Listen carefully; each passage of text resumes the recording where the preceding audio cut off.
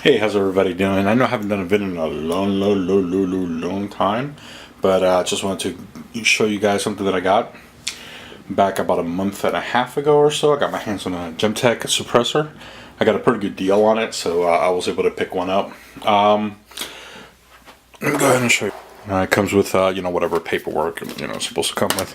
And then, of course, I got my tax stamp. It took forever to freaking get this stamp. It took about almost 8 months just to be able to approve it. That's why it took me so long to make a video about it. But I carry at least 3 of these with me just in case. And of course there's the GemTech. This was a limited edition wood camel. It looks pretty cool. I really like it. It's very simple. It is a seal can. You can actually have this upgraded through GemTech for about $150, and then that way you'll be able to take off the end caps. Actually, I think it's only the front one that comes out, and then it comes out and you can take out the baffles and clean them and do whatever. But this is a seal can, so it's good up to like about 20 to 25,000 rounds. Right now, so far, I put about 1,000 through it, both subsonic and regular standard velocity ammo. The standard velocity ammo is a little bit loud on this. Just don't shoot it indoors. Trust me. You don't want to do that because it'll still freaking hurt your ears. But subsonic ammo, quiet ammo from CCI, they just came out, works really well on this. And also the Super Calibre 20 grains also work really excellent out of this. When you shoot it out of this suppressor, either on a rifle or on a 22 handgun, pretty much all you hear is the hammer drop, and then maybe like it sounds like a little compressor going off. It goes, psh. That's pretty much all you hear. I'm very impressed with it. Just like I said, it is a seal can, so I'm gonna wait till maybe a year or two before I go and send it in and have them replace the baffles and everything. And I might go with a titanium end cap. That's going to cost like an extra $25, but at least it'll be worth it to make it a little bit lighter. But and another thing is like if you guys are looking for a 22 suppressor, it's not a bad deal. They go for about $325 online, but you can probably find a dealer, a class 3 dealer somewhere in your area. But just remember, make sure you check the laws in whatever state you live in, because I think it's only either 38 or 39 states allow suppressors to be sold in those states. So you're gonna have to check with your local dealers. You got to make sure it's a class 3 dealer. I don't know about pawn shops or anything like that. I know they can sell stuff, but I'm not sure about what kind of laws. But make sure you check an actual gun store. Sometimes they can give you deals on them. Like I said, I got an excellent deal on this. That was because it was a favor done by a friend, which I'm not going to mention, so I'm not going to say how much I paid for this suppressor. But let's just say that it was worth the money.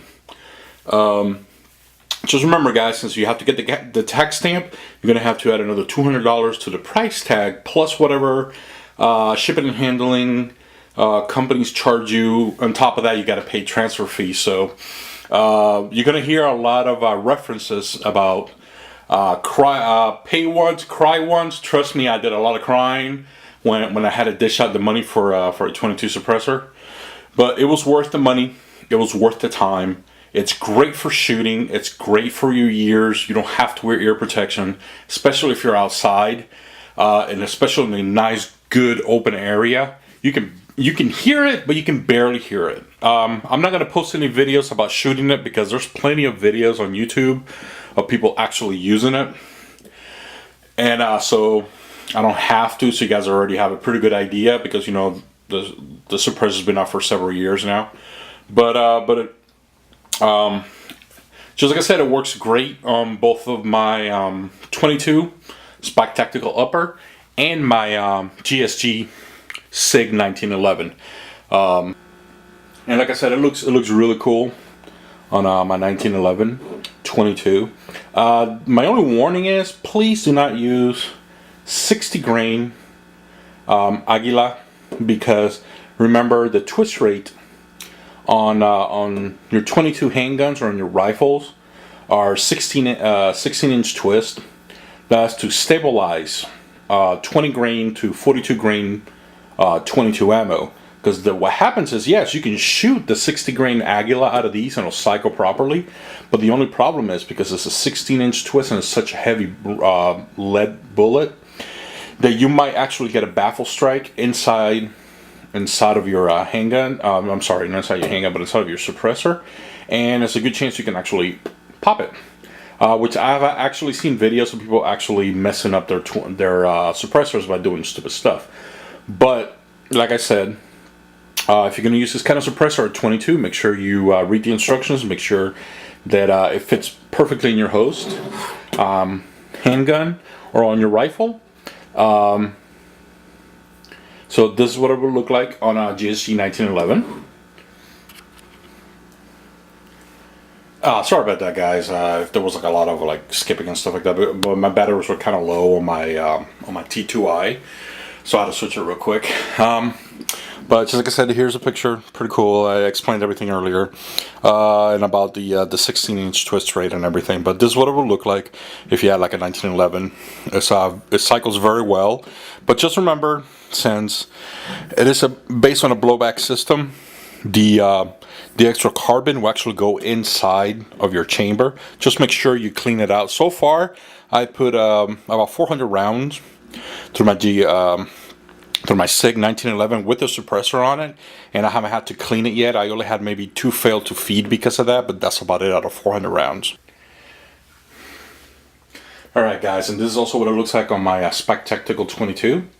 The only thing I do have to warn you also about these is that some barrels are not threaded properly to have a suppressor installed on them. So make sure you check with your manufacturer before you decide to put a suppressor onto your 22 rifle, because to have a proper spacing between the suppressor and the barrel has to be at least 0.400 inch or something like that, some weird number, but I know it's 0.400 diameter, where it allows the suppressor to touch the barrel.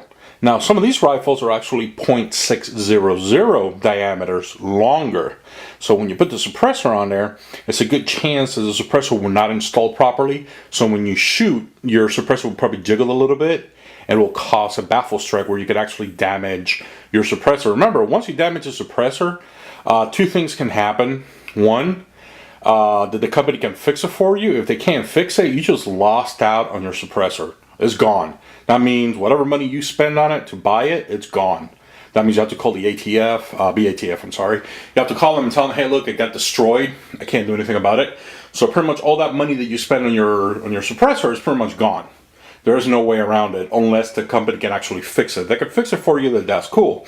Of course, it'll come out of your pocket for not properly installing your suppressor, but just like I said, you screw up and they can't fix it, you're pretty much out of your $200 tax stamp, because that's how much a freaking tax stamp costs just to be able to afford, just so you're allowed to own a suppressor SBR. You need the stamp, and these are $200 a pop.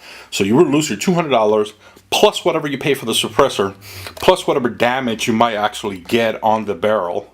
So just be very, very careful and about adding a suppressor to your rifle. You got to make sure it's a 0.400 length of threading. If not, if it's longer,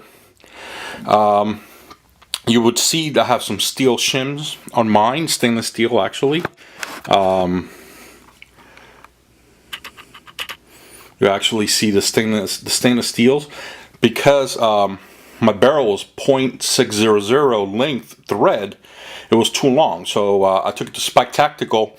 They went ahead and measured for me. They measured the shims, and once the 3 shims were added onto it, I'm not sure what dimension they are.